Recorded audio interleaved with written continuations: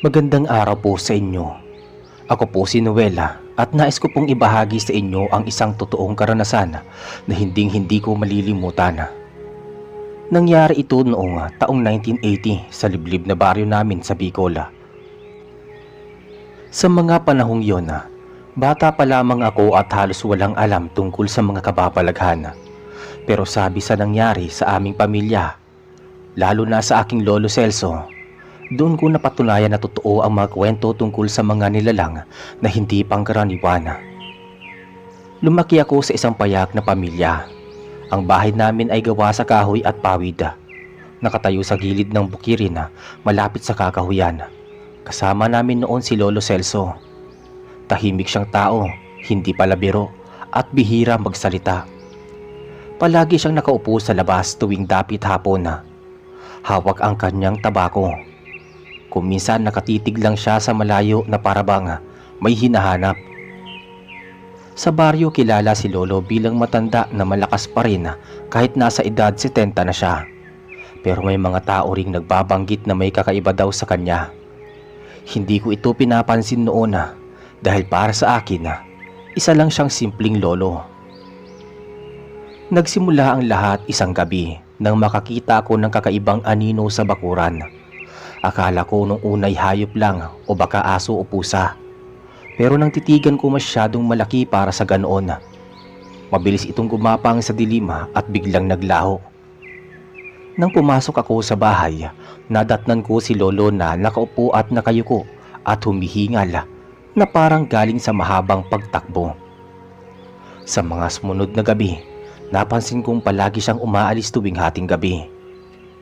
Hindi ko alam kung saan siya pumupunta. Kapag bumabalik siya, marungis ang kanyang damit at may mga bakas ng lupa ang kanyang mga paa. Ayaw siyang tanungin ng pamilya ko kung umaga na. Matamlay siyang matulog at madalas ayaw niyang kumain.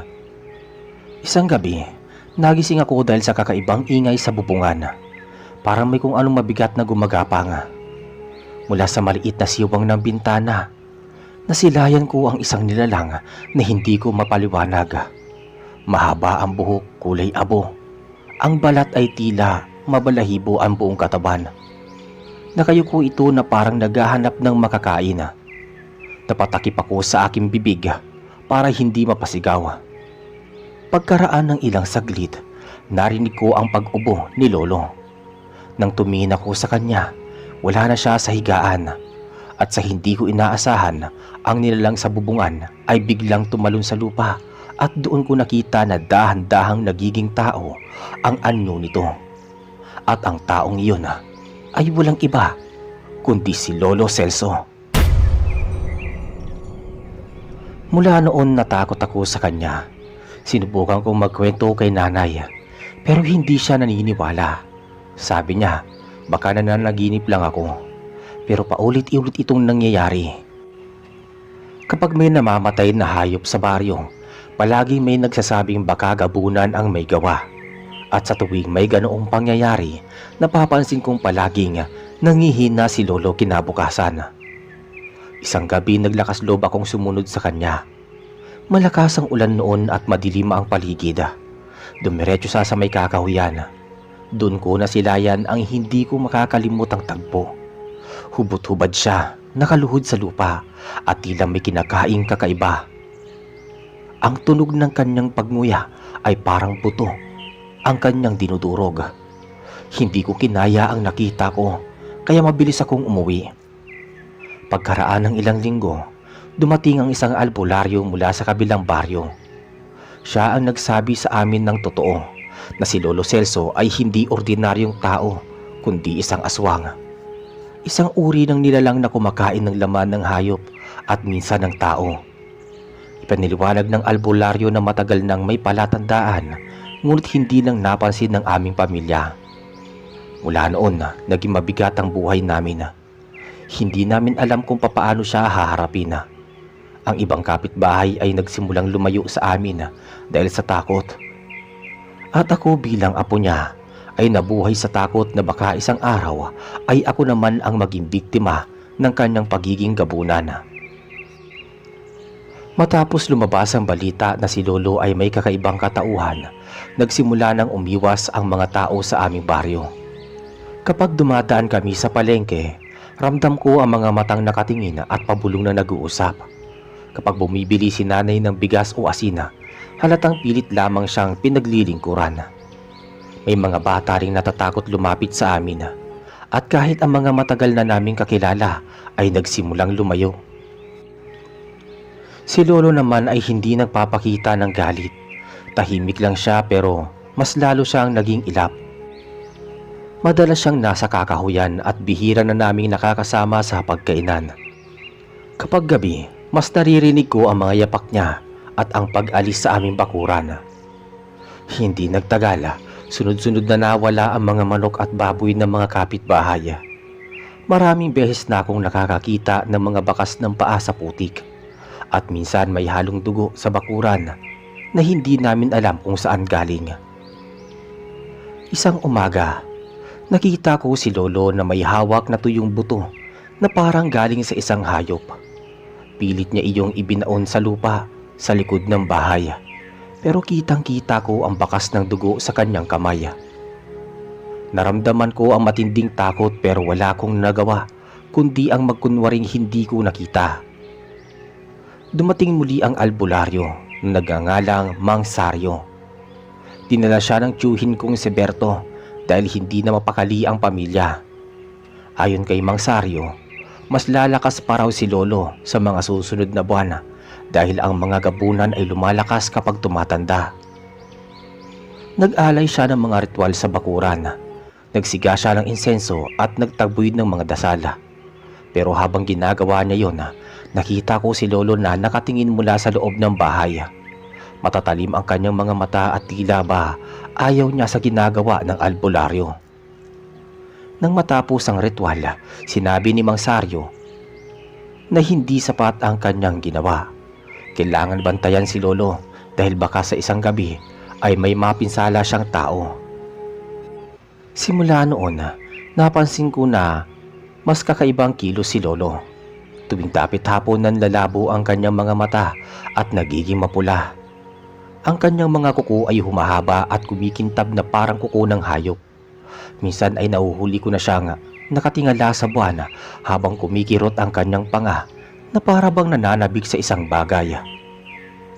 Dumating ang isang gabi, hindi kong malilimutan yon. Nasa loob kami ng bahay at malakas ang ulan. Biglang nawala si Lolo sa higaan. Nang sumilip ako sa bintana, nakita ko siyang nakayuko sa isang bakang nakatali sa kapitbahay. Kinakain niya ito habang buhay pa. Ang mga mata niya ay kumikislap sa dilim at ang mga kamay niya ay nakakapit ng mahigpit sa katawan ng hayop. Hindi ko kinaya ang eksenang iyon. Napatras ako at halos hindi makahinga sa takot. Kinabukasan, nagbalita ang kapitbahay na may kung anong pumatay sa kanilang baka. Walang naniniwala sa totoong nakita ko. Pero ramdam kong unti-unti nang nagiging delikado ang presensya ni Lolo. Makalipas ang ilang linggo, isang gabi ay hindi umuwi si Tio Berto. Madalas siyang naglalakad mula sa kabilang baryo. Pero gabing iyon ay hindi siya nakarating. Kinabukasan nagsimula ang paghahanap sa bandang ilog. Nakita ang kanyang tsinelas na may bahid ng dugo. Wala nang nakakita pa sa kanya simula noon. Samantala tahimik lang si Lolo sa kabila ng pagkawala ng kanyang anak. Pero sa mga mata niya may kakaibang ningning na para bang siya lang ang nakakaalam ng nangyari. Doon ko tuluyang kinumpirma sa aking sarili na hindi hayop lang ang punteriya ni Lolo. Unti-unti nang nalalapit ang panghanib sa amin mismo. Sa loob ng aming pamilya, wala akong magawa. Ako'y isang binatilyo at walang lakas ng loob para harapin ang sarili kong lolo. Pagkaraan ng ilang araw matapos mawala si Tio Berto, isa-isa namang namatay ang mga aso sa baryo. Ang unay si bantay na aso ng aming kapitbahay. Kinabukasan, ang alaga naman ng pinsan ko na si Lando. Lahat ng aso ay parehong nawalan ng dugo at walang laman ng tiyan. Nakita kong umuwi si Lolo isang madaling araw. Basang-basa siya sa ulan. Pero ang mas nakakatakot ay ang kamay niyang may bahid ng dugo. Hindi ko na siya tinanong pa. Nakatingin lang siya sa akin ng saglit bago pumasok sa kanyang silid na para bang walang nangyari. Mula noon halos gabi-gabi ay may naririnig na kaming kalabog sa bubong ng bahay. Parang may mabigat na nilalang na naglalakad. Minsan may kasabay pang halakhak na matalima at nakakakilabot. Kapag sinisilip ko mula sa siwang ng bintana, nakikita kong wala namang tao sa labas. Pero ramdam kong si Lolo iyon dahil palagi siyang wala sa kanyang higaan tuwing may ganoong ingay. Si Nanay ay nagtatakip na lang ng tenga at nagdarasal. Ang mga kapatid ko ay natutulog ng magkakatabi dahil sa takot. Isang umaga, nagulat ang buong baryo nang matagpuan ang bangkay ng isang magsasaka sa may maisan. Hubad ang kanyang katawan, tuyong-tuyo at walang bakas ng dugo. Parang piniga ang lahat ng laman. Nag-imbestiga ang mga tanod pero wala silang makita. Ngunit sa loob-loob ko, alam kong si Lolo ang may gawa. Sa tuwing may ganoong insidente, palaging may bakas ng kanyang pagkawala sa gabi. Si Lolo ay tila nagiging ibang tao kapag araw. Tahimik lang siya, halos hindi nagsasalita. At minsan ay nakaupo lang sa ilalim ng puno ng mangga. Ngunit kapag lumapit ako, ramdam ko ang kakaibang enerhiya mula sa kanya. Parang nakatingin siya sa kaluluwa ko. Hindi na rin siya kumakain ng normal na pagkain. Madalas nakikitang nag-iisa sa kusina at umiinom ng mainit na sabaw na hindi ko alam kung saan nanggaling. Minsan ay naaamoy ko ang sabaw na iyon, amoy malansa at parang dugo. Isang araw, biglang nagkasakit ng malubha si Nanay. Hindi mapaliwanag ng albularyo kung anong sakit yun. Nanlalamig siya, nangingitim ang labi at unti-unting nangihina. Kahit anong gamot ang ibinigay, walang bisa. Ang sabi ni Mang Saryo, baka raw may nagpapahirap ng kaluluwa niya. Kinabukasan, nahuli ko si Lolo na nakatingin kay Nanay habang ito'y nakahiga. Nakapako ang mga mata niya sa dibdib ng Nanay at para bang hinihigop niya ang lakas nito gamit ang titig pa lang. Nang makita niya akong nakasilip, ngumiti siya ng malamig at tumalikod. Mas tumindi ang takot ko ng isang gabi, biglang nawala ang kababata kong kapatid na si Juna.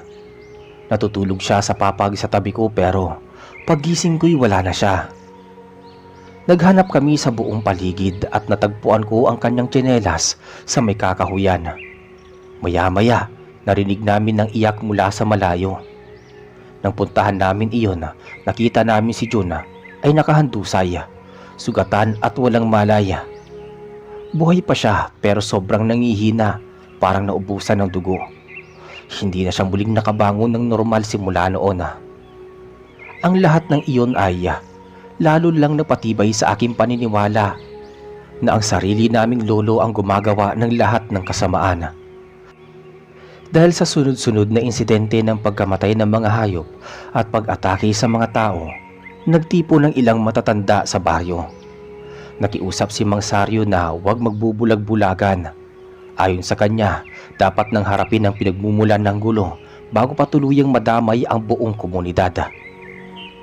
Hindi man diretsahan, ramdam kong si Lolo ang tinutukoy nila. Ang mga mata nila ay pasulyap-sulyap sa amin habang nagpupulong. May iba pang sumang-ayon na matagal na nilang napapansin ang kakaibang kilos ni Lolo, lalo na kapag gabi. Isang gabi, inutusan akong bumili ng sigarilyo para kay Lolo. Ayaw ko sanang lumabas pero wala akong nagawa. Habang naglalakad ako pauwi, nadaanan ko ang tatlong kalalakihan na nagkukwentuhan sa gilid ng kalsada. Narinig ko ang isa na nagsabi na balak raw nilang puntahan si Lolo at tignan kung totoo nga ang hinala nila. Para akong binuhusan ng malamig na tubig. Alam ko nga mapanganib iyon dahil hindi nila alam kung gaano kalakas ang kakayahan ni Lolo. Kinabukasan ng gabi, dumating ang ilang kalalakihan sa bahay namin. Bitbit nila ang mga itak, bawang at asin. Ayaw sana nilang makipag-usap kundi nila gustong kumpirmahin ang hinala nila. Pinilit nilang pumasok kahit pinigilan sila ni nanay. Sa kalagitnaan ng kaguluhan, biglang lumabas si Lolo mula sa silid niya. Nakayuko siya, nakasuot ng lumang kamiseta at parang walang pakialam sa sigawan. Ngunit nang makita niya ang mga dalang itak at asin, bigla siyang nag-angat ng muka. Ang mga mata niya'y nagkulay pula at ang ngiti niya'y parang hindi pangkaraniwan. Tumigil ang lahat, walang nagsalita. At sa isang iglap, sumabog ang malakas na hangin mula sa kinaroroonan ni Lolo. Para bang may puwersang dumaan na nagpahinto sa lahat ng galaw ng mga tao. Isa sa mga kalalakihan, si Mang Teryo, ang unang naglakas loob na sumugod. Ngunit bago pa niya mataas ang kanyang itak, bigla siyang natumba at nagsimulang mangisay. Walang nakalapit sa kanya. Nakita kong nakatingin lang si Lolo sa kanya at unti-unting namutla si Mang Teryo hanggang sa mawalan ng ulirat. Nagkagulo ang mga tao. Ang iba ay nagtakbuhan palabas, ang iba na may nagdasala. Ako mismo ay hindi mapagalaw sa takot. Matapos noon, nagsalita si Lolo ng mabagal at malamig na tinig. Hindi ko na uulitin ang eksaktong mga salita dahil wala akong narinig na malinaw na dialogo. Pero ramdam ng lahat na siya'y nagbabanta na wag silang lalapitan muli o makikialam. Pagkatapos noon, naglakad lang siya pabalik sa kanyang silid at isinara ang pinto na para bang walang nangyari. Iniwan niya ang lahat sa labas na halos hindi makapaniwala sa kanilang nasaksihan. Simula noon wala nang muling naglakas loob na kumprontahin si Lolo. Lalong lumaganap ang takot sa buong baryo. Kapag may nag-uusap tungkol sa kanya, palaging pabulong na para bang baka marinig sila kahit wala siya. Ngunit hindi natigil ang mga insidente. May mga hayop pa rin namamatay at may mga taong nagkakasakit ng walang dahilan. Ang bawat gabi ay nagiging mas nakakatakot at kahit kami mismo sa bahay ay hindi mapakali sa presensya ni Lolo. Isang madaling araw nagising ako dahil sa kaluskos mula sa silid ni Lolo. Hindi ako sanay na bumangon ng ganoong oras. Pero tila may humihila sa akin para tumayo at silipin siya. Nang sumilip ako sa siwang ng pinto, nakita ko si Lolo na nakaupo sa may sahig. Ang katawan niya'y nakayuko at parang may kinakain siya. Nang masanay ang mata ko sa dilim, doon ko napagtanto na hindi pagkain ang nasa kamay niya, kundi parang laman ng hayop. Basang-basa ng dugo ang paligid ng bibig niya. Hindi ko mapigilang manginig. Mabuti na lang at hindi niya ako napansin kaagad. Agad akong bumalik sa kwarto at nagkunwaring natutulog. Makalipas ang ilang araw, kumalat ang balita na may nakita raw ng malaking nilalang sa may kakahuyan. Ayon sa ilang nakakita, may pakpak ito at kulay itim ang balat. Malakas ang huni ng mga paniki tuwing gabi at madalas ay naririnig ng mga taga-baryo ang malakas na yapak mula sa kabundukan. Nagsimula nang magduda ang lahat na baka hindi ordinaryong aswang ang gumagala sa lugar namin. May ilan na nagsabi ng salitang gabunan, isang uri ng halimaw na mas malakas kaysa sa karaniwang nilalang ng dilim. Lalong lumala ang kilos ni Lolo. Hindi na siya lumalabas ng bahay tuwing araw. Halos gabi na lang siya nakikita. At sa tuwing umaga ay halos sobra siyang nangihina. Ang balat niya'y unti-unting nagdidilim at minsan kapag nahuhuli ko siyang nakatulala, nagiging pula ang kanyang mga mata. Si nanay naman ay pilit pa rin nagtatanggol sa kanya. Ayaw niyang aminin na may kakaiba kay Lolo pero alam ko sa aking sarili na hindi siya ordinaryo at hindi siya ang dating tao. Dumating ang isang gabi na biglang naglaho si Lolo. Hindi namin alam kung saan siya nagpunta. Sa takot halos walang nakatulog sa amin. Kinaumagahan may balita na may natagpuang patay na may baka sa gilid ng ilog. Bukas ang tiyan nito at wala na ang laman loob. Lalong napatunayan ng mga taga-baryo ang kanilang hinala. May gabunan nga sa paligid at malapit lang ito. Pag-uwi ni Lolo kinagabihan, ramdam agad ang kakaiba sa kanya. Ang mga damit niya'y basang-basa at may bakas ng dugo. Tahimik lang siyang umupo sa may hapag pero walang kumain sa amin. Ang katahimikan ng gabing yun ang pinakamasakit. Walang gustong magsalita pero lahat kami may parehong iniisip. Kinabukasan, dumating si Aling Marta, isang matandang albularyo mula sa kabilang baryo. Siya'y pinatawag ng mga tao dahil hindi na nila itinago ang kanilang takot. Habang nakikipag-usap siya kay nanay, pasimple niyang tinitigan si lolo. Maya-maya sinabihan na kaming lahat na mag-ingat at magdasal dahil ang nilalang nakasama namin sa aming bahay ay hindi na tao, kundi isang ganap na gabunan. Halos mawalan ako ng hininga nang marinig ko yun. Hindi ko alam kung anong dapat na maramdaman, takot, galit o awa. Kinagabihan din muling nawala si lolo. At doon na nagsimula ang matinding pangyayari. May sumisigaw sa kabilang dulo ng baryo.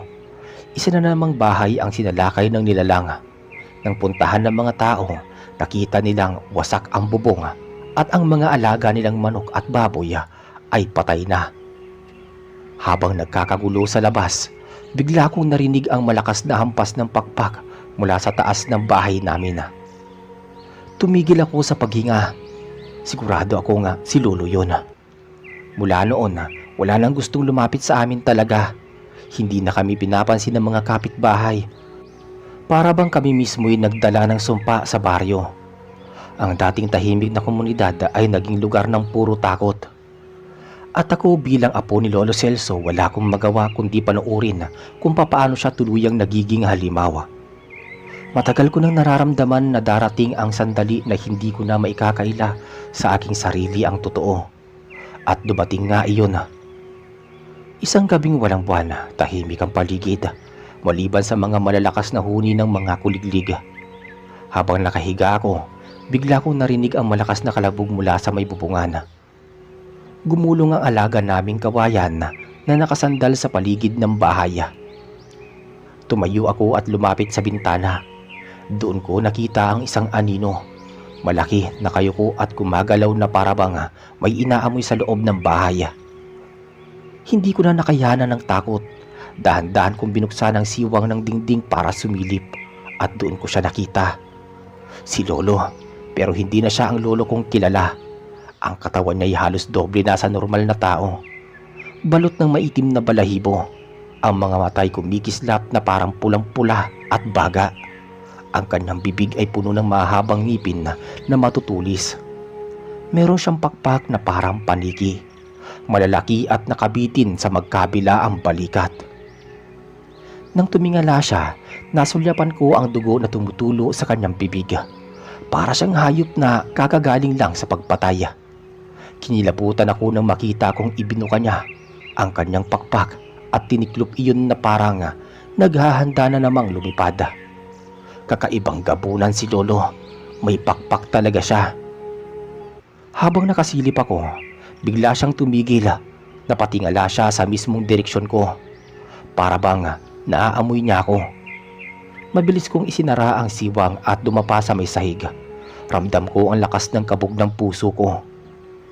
Ilang segundo lang, narinig ko na ang pagaspas ng kanyang pakpak.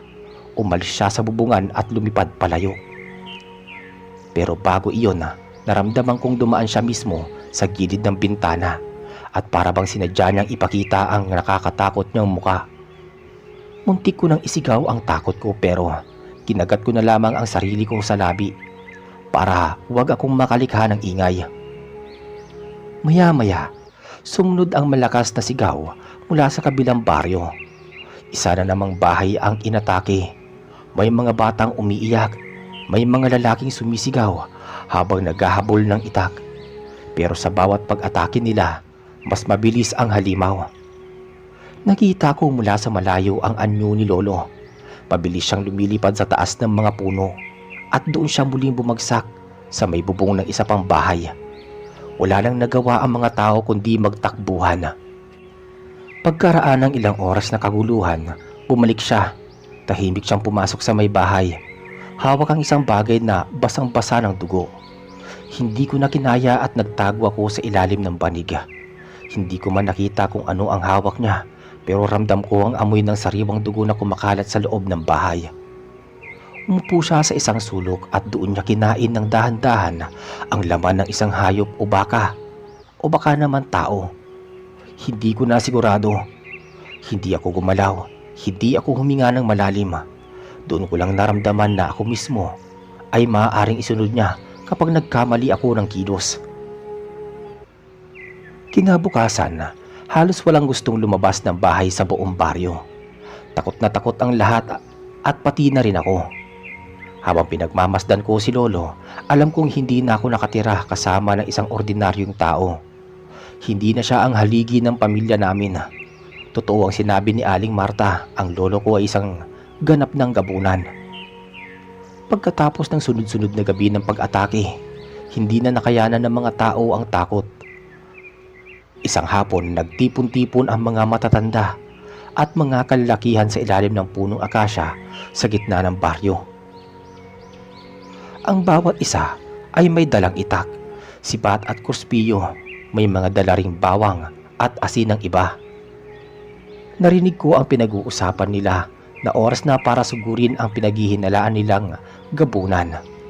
May ilan pang hindi naniwala pero mas marami ang takot at galit. At halos lahat sila itinuturo ang bahay namin bilang pinagmumulan ng kasamaan. Hindi ako makapaniwala. Para bang biglang bumagsak ang mundo ko. Ang mismong mga kababaryo ko nais nang patayin ang sarili kong lolo. Habang naglalakad ako pa uwi, ramdam ko ang bigat ng sitwasyon. Hindi ko alam kung kanino ako papanig. Sa pamilya ko o sa taong gusto lang ipagtanggol ang kanilang sarili. Ang masakit, alam ko ang totoo, ang mga hinala nila. Nakita ko mismo ang pagbabagong anyo ni Lolo. Ramdam ko ang takot na dala niya. Kinagabihan, pinilit kong hindi ipakita sa mukha ko ang kaba. Nakaupo ako sa gilid ng bahay habang si Lolo Celso naman ay tahimik na nakahiga. Ngunit ramdam kong hindi siya natutulog. Para bang alam niya rin na may nangyayari. Nakasarado na ang paligid nang marinig ko ang yabag ng mga maraming tao. Unti-unting lumapit ang kumpul ng mga kalalakihan. Dala ang kanilang mga itak at sulo. Ang liwanag ng apoy ay nagbigay ng nakakatakot na anino sa mga dingding ng bahay namin. Nang sumigaw ang isang lalaki, nagsimula silang sugurin ang bahay. Mabilis kong narinig ang malalakas na hampas sa pinto at dingding. Nagsisigawan ng mga tao, nagdarasal, sumisigaw ng pangalan ng Diyos. Doon ko nakita si Lolo, dahan-dahang tumayo mula sa kanyang higaan. Hindi na siya nagkunwari. Ang kanyang mga mata nagliliwanag sa pula at ang kanyang bibig ay puno ng ngiti na puno ng pangil. Bago pa man mabuksan ng mga tao ang pinto, sinara ni Lolo ang dingding sa kabilang bahagi ng bahay. Isang malakas na hampas ng kanyang kamay ang kanyang ginawa. Lumabas siya ng mabilis at bago pa man makatakbo ang mga tao, inabot niya kaagad ang isa. Ang sigaw ng lalaking yon ang nagbigay ng matinding takot sa lahat. Nagkawatak-watak ang mga tao pero hindi tumigil si Lolo. Isa-isa niyang inihampas at tinagit ang mga naglalakas loob na umatake. Ang iba'y tumakbo pero hindi nakalayo. Sa bawat pagaspas ng kanyang pakpak, may isa na namang nahuhulog sa lupa. Duguan at wala ng buhay. Hindi ko na alam ang gagawin ko. Nakikita ko mismo kung papaano niya winawasak ang mga kapitbahay namin. Ang mga tao na nakasama ko sa paglaki, ang mga kaklase ko, mga tiyuhin ng mga kaibigan ko, isa-isa nang nawawala sa aking harapan. Gusto kong sumigaw, gusto kong tumakbo, pero nananatili akong nakatayo. Natigilan habang hawak ang aking dibdib na halos sumabog na sa kaba. Maya-maya nagkaroon ng katahimikan. Ang ilan sa mga kalalakihan ay nakahandusay na sa lupa, habang ang iba na may nakatakas na. Ang mga natitira ay nagsisigaw ng tulong, nagdarasal, pero hindi na nagtagal at natahimik na rin. Si Lolo ay nakatayo sa gitna ng mga bangkay, hingal na hingal, puno ng dugo ang kanyang mga kamay at bibig. Tumingin siya sa langit at isang malakas na sigaw ang kanyang binitawan. Parang hayop na nagwagi. At doon ko naisip, Wala nang makakapigil sa kanya. Hindi siya basta halimaw. Siya ay isang gabunan na uhaw sa laman at dugo. Pagkatapos ng madugong gabi, halos hindi ko na maramdaman ang aking mga paa. Mabilis akong tumakbo palayo sa bahay. Hindi ko na alintana ang pag-iyak ng mga naiwan o ang mga sigaw ng mga sugatan. Ang nasa isip ko lang ay makalayo kay Lolo Celso. Sa bawat kanto ng baryo, ramdam ko ang lagima. May mga pintong nakabukas at mga taong hindi na gumagalaw. Ang amoy ng dugo ay kumakalat sa buong paligid.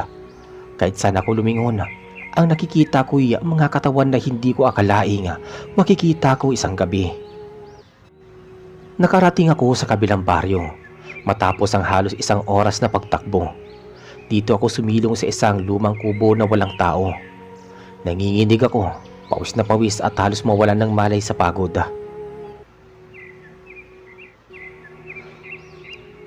Hindi ko alam kung papaano ko tatanggapin na mismong lolo ko ang gumagawa ng lahat ng yun.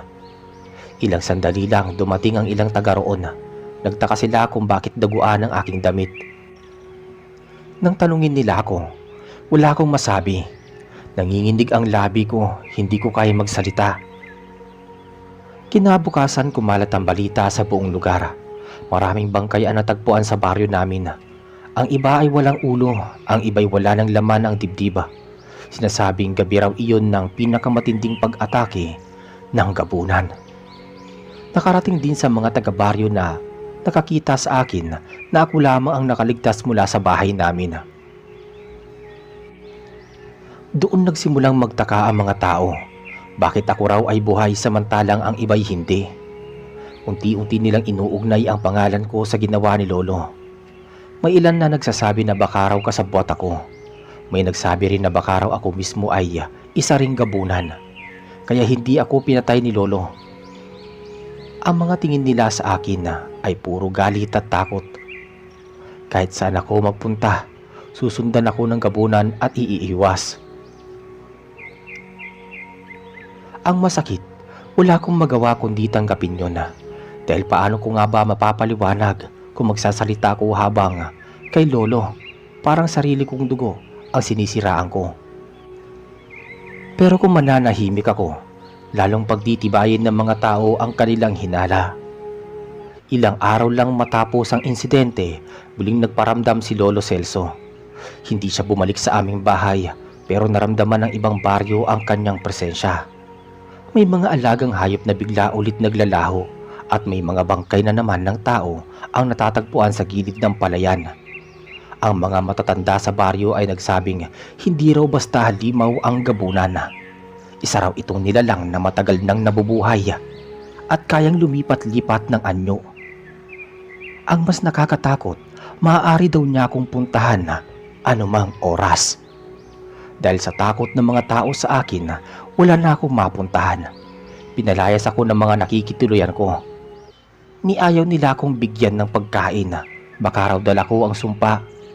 Ang tanging kasama ko na lamang ay ang takot na baka bigla na lang sumulpot si Lolo sa aking harapan. Tuwing gabi hindi ako makatulog. Sa bawat kaluskos, sa bawat huni ng ibon, para bang pakpak ni Lolo ang naririnig ko. Minsan nga'y pakiramdam ko'y nasa tabi ko lang siya, nakamasid, naghihintay ng tamang oras para dalhin ako. Isang hapon, habang naglalakad ako sa gilid ng palayan sa kabilang baryo, may nakita akong matandang lalaki na nakaupo sa ilalim ng punong akasya. Nakaluhod siya na parang may inuusala. Nang unay hindi ko siya pinansin. Akala ko'y karaniwang matanda lang. Pero nang siya'y tumingin, tumindig ang balahibo ko. Siya si Lolo Celso. Hindi ko alam kung papaano siya nakarating doon. Ang balat niya ay lalo pang kumulubot at ang mata'y tila nagdidilim at ang ngipin ay tila mas tumutulis kaysa sa dati. Nakatitig lang siya sa akin ng matagal at naramdaman ko nga para bang hinahatak ang aking kaluluwa.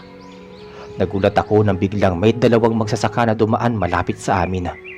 Nakita nila si Lolo pero nagkibit balikat lang sila at nagpatuloy sa lakad. Parang wala silang nakitang kakaiba.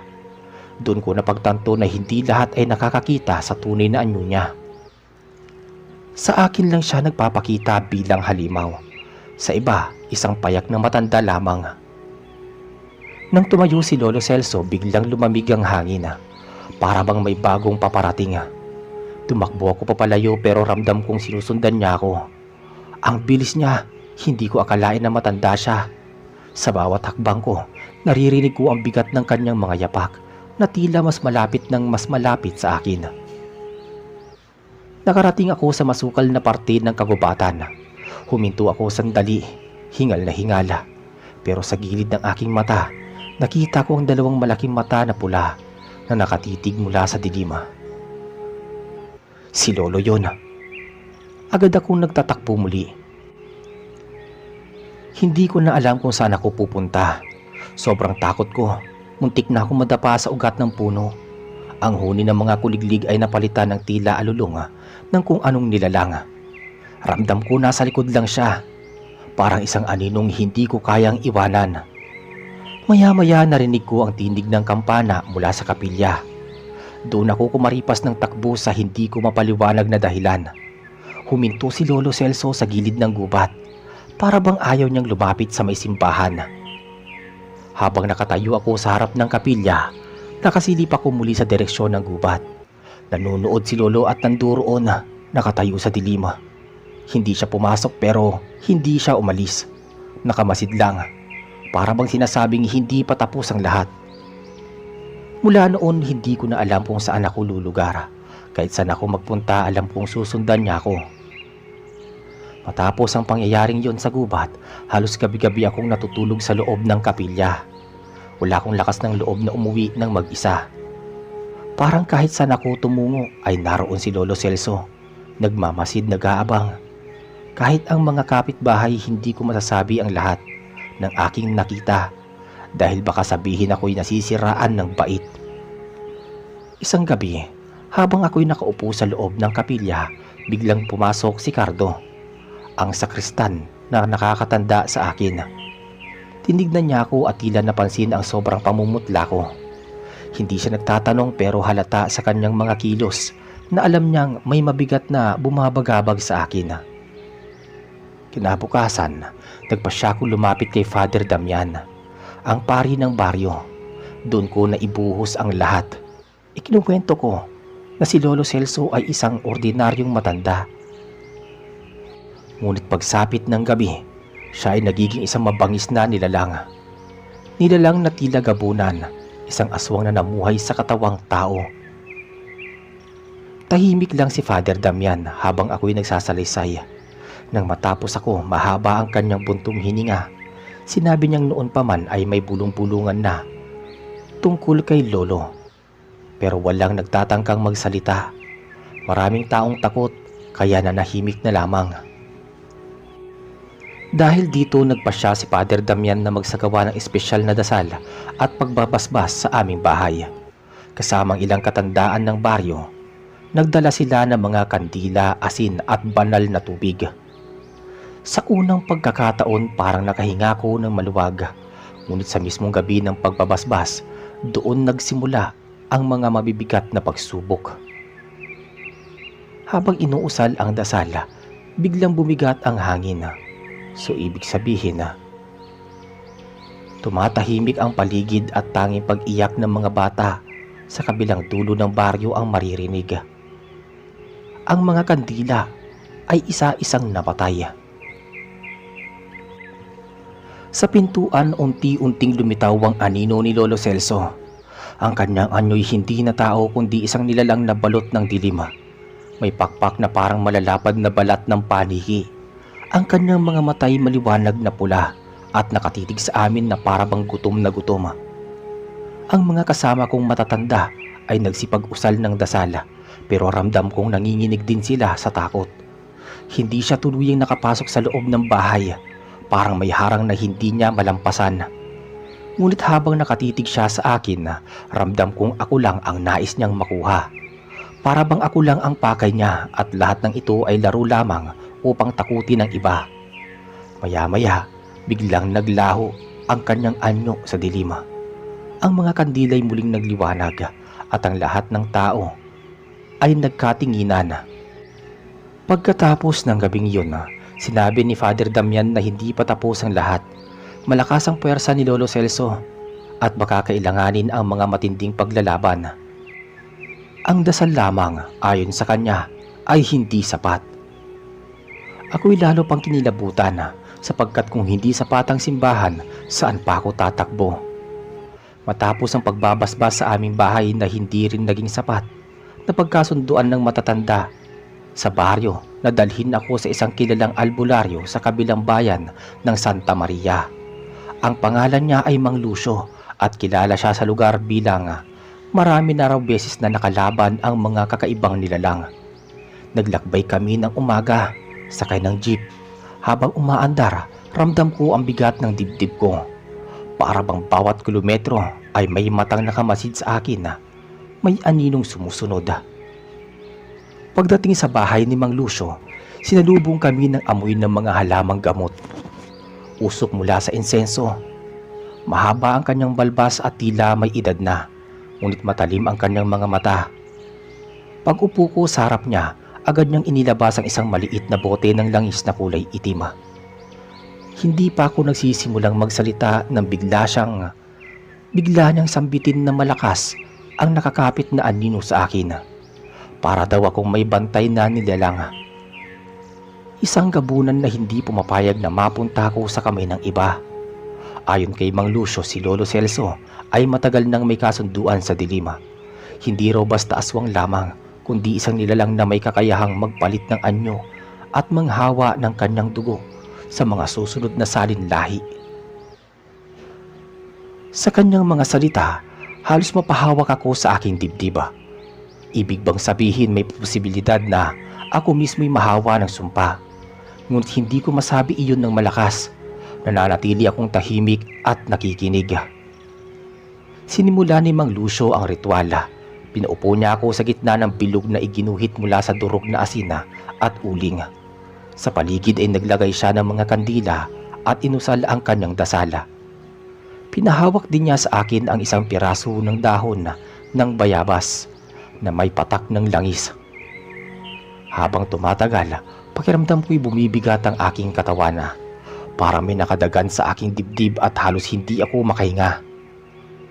Ang mga kandila ay isa-isang nagliyab ng mas maliwanag at tila may mga aninong kumikilos sa paligid ng dingding. Bigla na lang dumagundong ang bubong ng bahay ni Mang Lucio. Ang lahat ng naroon ay napatingala. Malakas ang kalabog at parang may malaking pakpak na pumapagaspas. Sa labas tila may umuungol at kumakaskas na parang hayop na gutom. Alam namin si Lolo Celso yun. Sinundan kami at ayaw akong bitawan. Ang mga kasama kong matatanda ay nagsipagdasal pero nanginginig ang kanilang mga kamay. Si Mang Lucio lamang ang matatag na humarap. Maya-maya, bumagsak ang isang malaking bato sa may bubong at halos mabutas ito. Ang hangin ay naging malamig na parang gabi. Kahit 10 oras pa lang ng hapon at sa mismong sandali, naramdaman kong parang may malamig na kamay na humawak sa aking batok. Hinila ko palabas ng bilog ng asin, pero pinigilan ako ni Mang Lucio. Ipinahid niya ang langis sa aking batok at isinaboy ang asin sa paligid. Biglang napawi ang bigat at ang mga pakpak sa may bubungan ay unti-unting naglaho. Nang matapos ang lahat, pagod na pagod si Mang Lucio. Ang sabi niya hindi pa tapos ang laban. Ang sumpa ni Lolo Celso ay mas malalim kaysa sa aming inaakala. Maaari daw na ang tanging paraan para tuluyan akong makawala ay harapin siya mismo sa lugar kung saan siya unang nakipagkasundo. Hindi ko alam kung saan iyon pero sinabi ni Mang Lucio na malapit lang daw sa baryo namin sa isang lumang kuweba sa gilid ng bundok. Kinabukasan, matapos ang ritual kay Mang Lucio, nagpa siya mga matatanda sa aming baryo na samahan ako papunta sa tinutukoy niyang kuweba. Ayon sa kanya, doon nagsimula ang sumpa ni Lolo Celso at doon din dapat tapusin. Madaling araw pa lang ay nagsimula na kaming maglakad. 3 ang kasama ko, si Mang Lucio, si Aling Rosa, na kapitbahay naming matagal na may alam sa kababalaghan, at si Tito Ben, upang may kasama akong kamag-anak. Tahimik ang aming paglalakad. Tanging tunog ng mga kuliglig at yapag sa lupa ang naririnig. Habang palalim kami ng gubat, mas nararamdaman ko ang lamig at bigat ng hangin. Makalipas ang 2 oras na lakad, narating namin ang bungad ng kuweba. Madilim ang loob nito at may amoy na parang pinaghalong nabubulok na kahoy at dugo. Ang paligid ay puro lumot at mga batong madudulas. Sinindihan ni Mang Lucio ang isang lampara.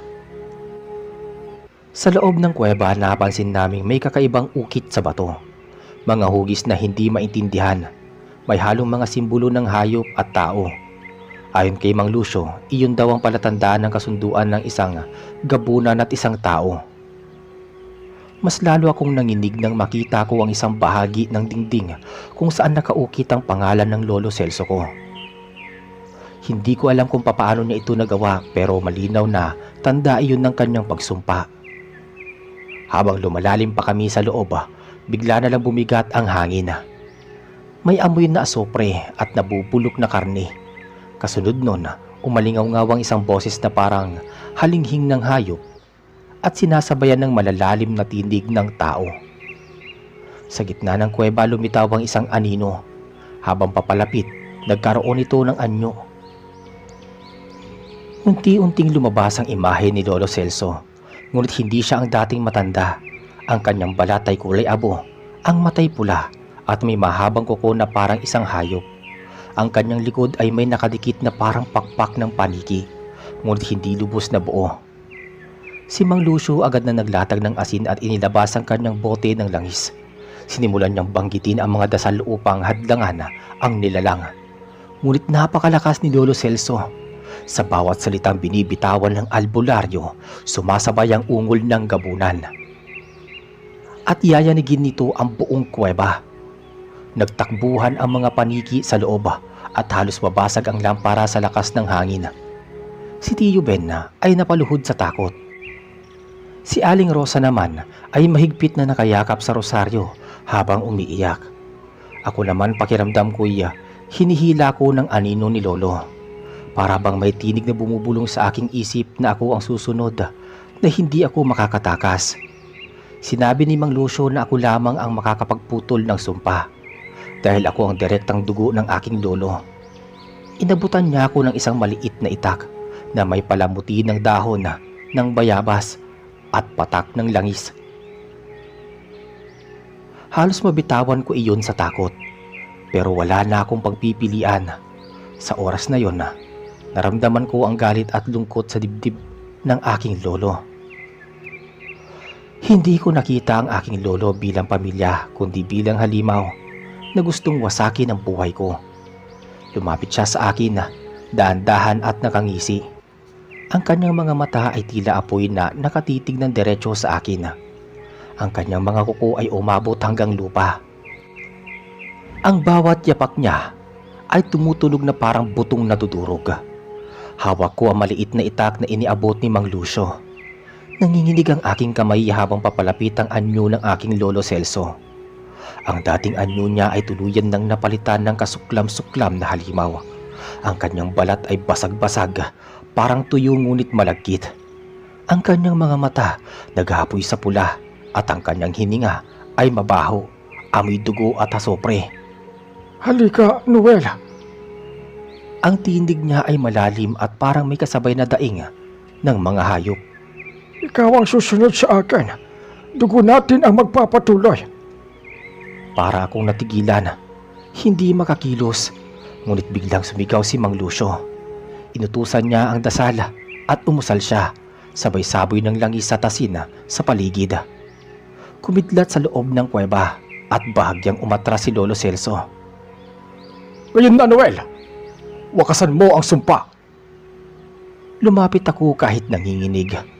Si Tio Ben ay halos hindi makatingin. Nakatakip ang mukha at umiiyak. Si Aling Rosa ay nakaluhod, mariing hawak ang rosaryo, nagdarasal. Nang ilang dangkal na lang ang layo ko kay Lolo Celso, bigla siyang sumugod.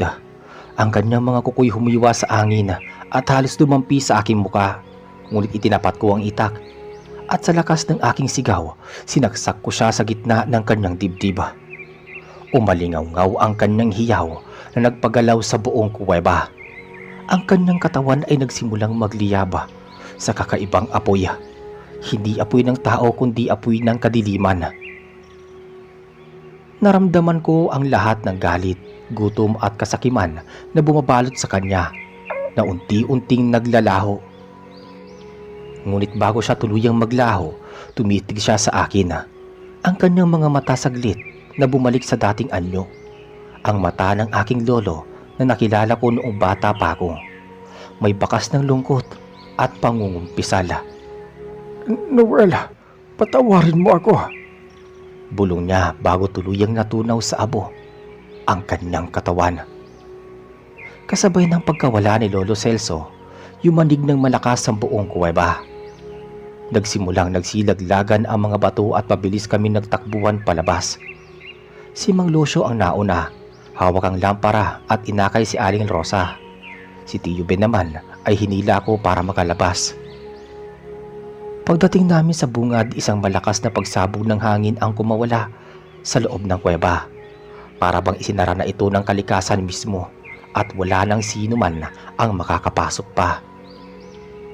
Nang makalabas kami, bumungad ang tila kakaibang katahimikan sa gubat. Wala na ang bigat ng hangin, wala na ang amoy ng nabubulok. Parang gumaan ang paligid. Si Mang Lucio ay napaupo sa may damuhan. Pagod na pagod, ngunit may ngiti. Tapos na, Noel. Wala nang gabunan sa inyong pamilya. Naluha si Aling Rosa. Mahigpit na niyakap ang rosaryo. Si Tito Ben humikbi ng mahina. Sabay sabi nga, Salamat, Noel. Salamat at tinapos mo ng buhay ng lolo. ako na may nananatiling nakatayo, nakatingin sa bundok. Hindi ko mapaliwanag ang nararamdaman ko. May bigat ng lungkot dahil sa naging kapalaran ng aking lolo. Ngunit may gaan din ng loob dahil sa wakas natapos na ang sumpa. Nang makabalik kami sa baryo, sinalubong kami ng mga tao. Lahat ay nagtatanong kung ano ang nangyayari. Hindi na kami nagbigay ng buong detalye, ngunit ipinaalam namin na natapos na ang sumpa ni Lolo Celso. Sa unang pagkakataon matapos ang ilang linggo, nakatulog ako ng mahimbing. Wala nang bangungot, wala nang malamig na hangin na bumabalot sa gabi. Lumipas sa mga taon at nananatili ang aking alaala sa gabunan kong lolo. Hindi ko na muling binanggit ang buong pangyayari sa iba, maliban sa ilang taong kasama ko noon. Ngunit sa bawat gabi na tahimik ang baryo, lagi kong naiisip ang huling mga salita ni Lolo Celso bago siya naglaho. Hanggang ngayon dala ko pa rin ang bigat ng katotohanan. Iyon ang lolo kong minahala at nakasama noon bata pa ako. Naging halimaw na gabunan siya. Ngunit kahit ganoon, sa huli siya pa rin ang nagpakita ng pagsuko at paghingi ng tawad. At iyon ang pinakahuling alaala ko sa kanya. Hanggang dito na lamang po ang kwento. Maraming salamat. Hanggang sa muli.